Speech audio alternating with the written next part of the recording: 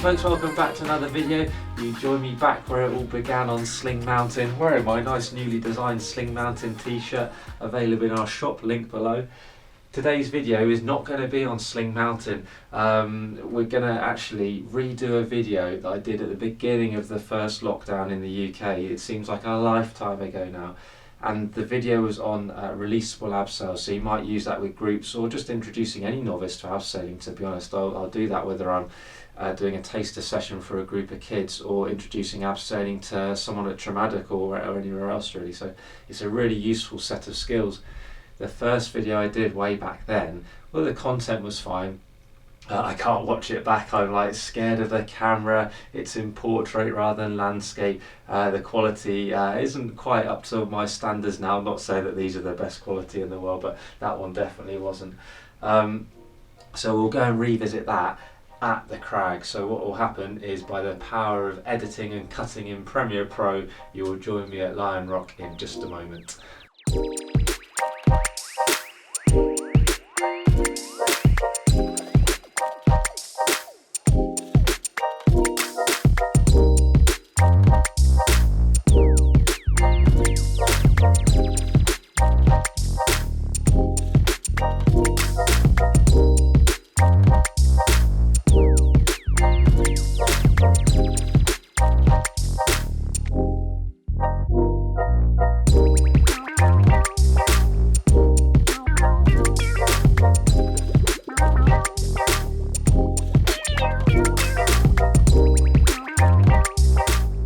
Back in our usual spot at the top of Lion Rock. It's lovely out here today, sleeves rolled up and everything. Got my big down jacket down there. It's too hot in that, completely misjudged the temperature at home. There's a little bit of cloud around, but not a lot. It's absolutely stunning day. We haven't had many stunning days this last couple of weeks, so it's really nice to be out. The boys just out of shot, fast asleep on a pile of slings and stuff. Right, today's video, releasable abseil, so let's crack on with it. I've got a bit of rigging rope, so a low stretch rope in my hand. I've got a figure of 8, stopper, all the right lengths and neatly dressed and everything like that. You know, I'm big on doing that kind of stuff with knots and being precise with them. It's going into a locking carabiner, so I'm going to do it up straight away. That saves me forgetting to do it later or anything like that. Now at this point, I'm going to start thinking about my own safety doing this rigging, right? My first point of call, port of call even, is to stay safe by just staying on my feet and being sensible near edges. But we want to have a backup as well, and for me that is normally a Klemheist Prusik around that rope and using my Petzl connector just, or another lanyard of some flavour. There's other videos on that I've done, and clipping into it, getting myself snug on it, and that's a nice movable thing, so I can take that with me. Bear in mind though, you're only on one bit of gear, so make sure that's a good one. And we're not abseiling on it, right? This is just as a backup when we're cutting around on the edge of the crag, when we're not expecting to fall because we're being sensible and staying on our feet. If you have to go down an actual proper slope and start abseiling, set something else up or find a different spot really most of the time, I reckon. But look after yourself, you're number one. But in this example, I'm not going to set it up because I find it just keeps things clearer, paints a clearer picture if I just keep that separate. But keep yourself safe when you're doing it for real. I've got 3 bits of kit in the wall, all with lockers, so I'm going to do them up as soon as I put a strand of rope in, just free running at the moment. Same with the final one over here. They're gravity loaded. It's a minor thing, but we may as well think about it as much as possible. We've got gates off edges and stuff like that. No gates rubbing and opening, hopefully. Now I've got 3 anchors, so that's going to make us a W shape in the rope. I need 6 strands coming out the back of the knot. At the moment I've only got, how many? I've got 1, 2, 3, 4 there. That makes 5. Taking it back here makes 6. You've got to have an even number coming out the back for this setup. I want to make one loop longer than the others by the size of a couple of carabiners, so about that, and then take all those strands back, and we're just going to do a massive knot there, right? This is the strand you can easily miss and therefore not have 6 strands involved in the knot, so be careful to incorporate that when you're doing this knot. That loop, as I've done that, has become a little bit too long, so let's just adjust that slightly. There we go. Don't want it too long, it just gets a bit unwieldy to use. So pull them through now. There we go. get it snugged up and everything. Make sure you've got the 6 strands coming out the back. We have. Make sure you've got that one that's a couple of carabiners longer. We have, and you'll be left with 2 other loops because we've got 3 bits of gear. Now this is not necessarily a safety thing as such, it's kind of a logistics thing that's going to make your life easier when you're doing all this and operating it. That's the key to it. Now I've got a loop now, I've got 3 loops, I don't know, but it's going to be one for an abseil line, one for a safety line, and then the third one, that can be for me, so I can use my connector just kind of thing to clip in, because that's better than being on one prusik on one bit of gear, isn't it? I'd rather be into there. So when you can clip into something like that, great, clip into something like that. That's the rigging bit done. Not going to double check it yet, because I've been doing that as I go and I haven't finished yet, right? So next point is the rope I'm actually going to abseil on, so the black one, another low stretch rope. Gonna get all this into my hand, lap it side to side, and I want to put this down the crag. So remember, be clipped in when you're near an edge. Gonna look down there, there's no one there, so I won't shout anything. If there is anyone down there, give a shout of rope first, wait a few seconds, then launch it down so they've got a chance to get out of the way. Just that's there, and I want that just off the floor, like 30 centimeters would be absolutely ideal. And this is going to get fixed in now, so I'm going to do Italian hitch. Done another video on how to do Italian hitches, so watch that if you're unsure. And get this into one of the short loops. Italian hitch, there we go. Do it up because don't need to do anything else with it. Italian hitch, great. Pull it so it's flipped, because when you pull it, they flip through the carabiner. We want it flipped in the way it will be loaded, otherwise the first person going gets a little bit of a shock when they go and it pops through, so it's not very nice for them. And then we're going to tie it off, lock it off. Slippery hitch. There's no one on the end of this, so just do it nice and neatly with no stress or anything. Get it nice and snugged up to the top as well. Slippery hitch, half hitch. This isn't a bad static, it's quite malleable actually. And then one more half hitch going in there. And then what you end up with is a nice, relatively neat knot, as neat as it can be. And you've got 1, 2, 3, 4, 5 strands wrapped around, locking it off. And for me, that's the same as a hand. That's why I go for a slippery 2 half hitches. Another logistics thing, I get a second carabiner for this little setup here, clip that back into the same carabiner, but just leave it undone. It's just a logistics thing that I'll come on to in a moment. It will become clear why.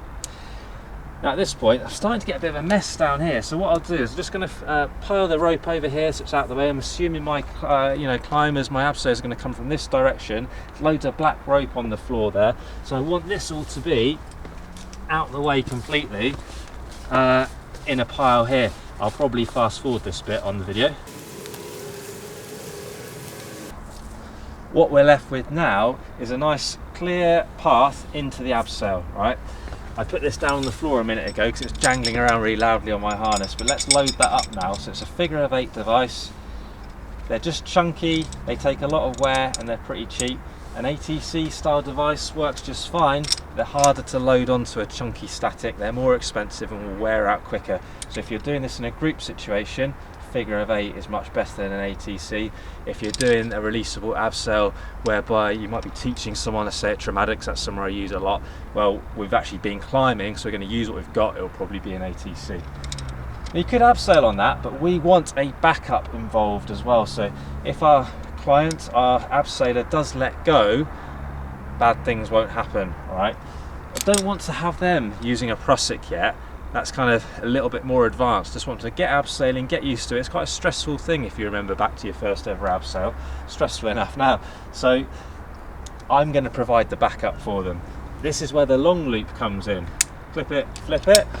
I've already tied in the end of this yellow rope this time, which is going to be the safety line. It's a dynamic rope. Already tied a nice neat figure of 8 with a stopper. You might guess this wasn't my first take, and I've put a carabiner into the end as well. That is also going to be an Italian hitch. That's going into there, into another HMS, because always should with an Italian. So now I've got my setup. I'm going to look after them on this part, and you can see what we've got. The reason for doing this loop longer is now this Italian hitch that is moving, so remember that one's fixed, not moving. This one that is moving is in a bit of space, it's not rubbing against there. So if I had this up here, it would all be jamming up together, and if I have got to solve a problem, which I will in a minute, then it's still doable, it's just a bit more faffy to do. I've got a spare loop, haven't I? That's the one I'd be clipped into with my lanyard. So the actual picture you'd end up with is, it says, faffing around. Self-locker for this one, so it's a fraction easier. Get yourself snug on that. One for me, one for the safety line, one for the abseil line. Neat, simple, efficient, great. So we've done the rigging part, the setup part, and 99 times out of 100 that person you've got abseiling is going to go down just fine. They're going to hold onto the rope, they're going to lean back nicely, all that kind of thing, and just have a nice time. Get to the bottom, unclip, you'll pull all the stuff back up, you get the next person going. Sometimes there might be a little problem, and it's normally your fault because you've missed something off your briefing or you haven't been clear or whatever. Normally there's an easy solution, right? If they just let go because they've panicked or whatever, well, you could just lower them down, couldn't you? That would be a nice easy solution. They don't have to do anything, you just lower them down. That's great. It could be though that either they've put a finger in the abseil device or a strap on their harness has got stuck in, long hair, toggles, whatever it might be. Then it might be a bit more complicated, but think of the easy answer. If a finger is stuck in an abseil device because it's weighted and loaded, you've got to unweight it, haven't you? What's the easiest way that they can unweight it on the rock face down there? You just stand up on a ledge. Oh look, it's all gone loose. Take that finger out. That's an easy solution. It might not always be a possible solution. Maybe it's overhanging or it's dead flat or whatever. They can't stand up. So we've got to think about how we solve the same problem, but using this setup. There's a reason we've done this setup like we have. So first off, I'm going to lock off the Italian hitch with a slippery hitch. Okay, and then 2 half hitches.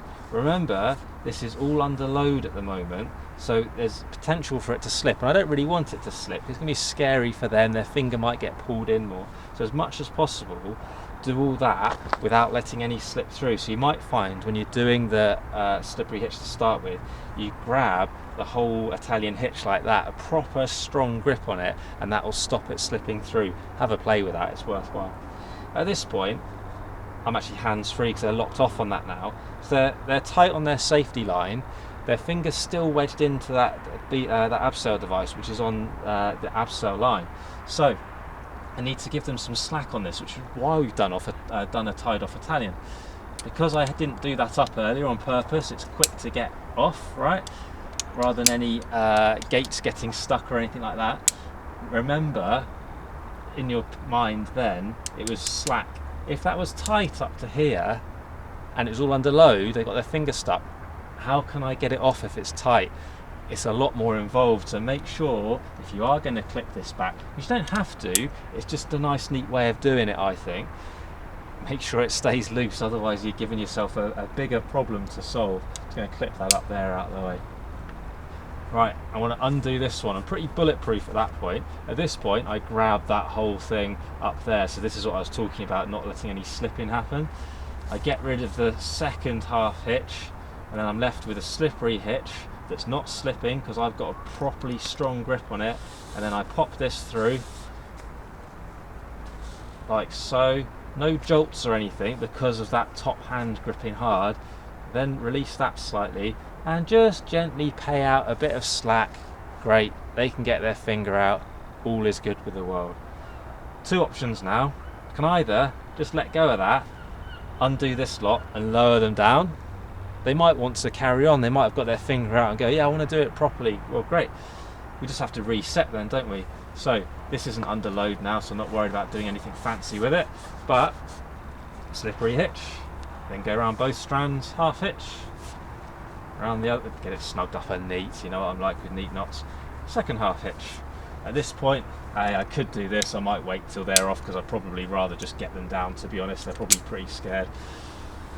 Get them down on that, that's good, but they can't go yet, can they? Because they're still tied off on the safety line. So you can get rid of that first half hitch. Remember what I did before, grab that whole thing like that, big strong grip on it. Get rid of the second half hitch, gently pop this. They don't need any jolts and things at this point because they're probably on edge, like I say. There we go. Right, don't put your finger back into the device this time, blah blah blah, all that chat. It's all that like soft skills chat, isn't it? They keep on abseiling, I start feeding this out again, they get to the bottom, everyone's a winner. That's the common problem to solve on it. The other one that could be a problem is they've abseiled down and they've ended up on a ledge and they just don't want to leave that ledge because they're scared. That's a bit more tricky, isn't it? Because it doesn't matter what you've done up here, how do you get them off that ledge? There's a question. Put the answer in the comments if you can think of a good solution to that in a simple way, and we're not cutting ropes or anything nasty like that. But there we go. What we've done is we've rigged up a group abseil or a releasable abseil. We've stayed safe while doing it. We've had it releasable so we can solve simple problems, and it's all just fairly efficient and neat and everything, isn't it? So it does require a bit of practice. The rigging is generic rigging. I've done other videos on this kind of thing. It's this bit that's the snapshot of how to set up a releasable abseil. I keep going on about how I do this at the top of Traumatic with people on Learn to Lead courses and stuff. It's not just about kids getting fired down a group abseil. I won't have a rigging rope with me, but I have a sling, and I've got loads of crabs obviously, and I can use set this same principle up in another way, but ticking the same boxes: short loops, long loops, releasable. That's key. So if you don't make it releasable, what are you going to do if they get that finger stuck? Just gives yourself loads more problems. So this all makes it instructor friendly. That's the whole idea behind it. Common mistakes I see when people are on their assessment doing this kind of thing are in the setup itself. People tend to get this bit right, but they have it really close to the edge. So when their abseiler comes to them, they're already in like an unsafe position. So do think about having this nice and far back from the edge. It also gives your abseiler the chance to practice for a metre or so before they're properly leaning back. That leaning back bit, when you've not abseiled a lot, is proper, it's terrifying, isn't it? Remember back to the first time you did it, it is scary. So give them that bit of space to practice, keeps them safe as well, makes your life a lot easier. That's the biggest thing I see people doing wrong, and just people getting a bit flustered with what order to do this slot in. Just think that step ahead. If I want to undo that, how are they going to be safe? I need to tie off that, for example. So just think a little bit ahead, but practice, practice, practice, and that gets you slick at it. I'm going to say one more time though, keep yourself safe. Use your lanyard type thing to stay safe where appropriate. Double check everything before you get yourself and people on it.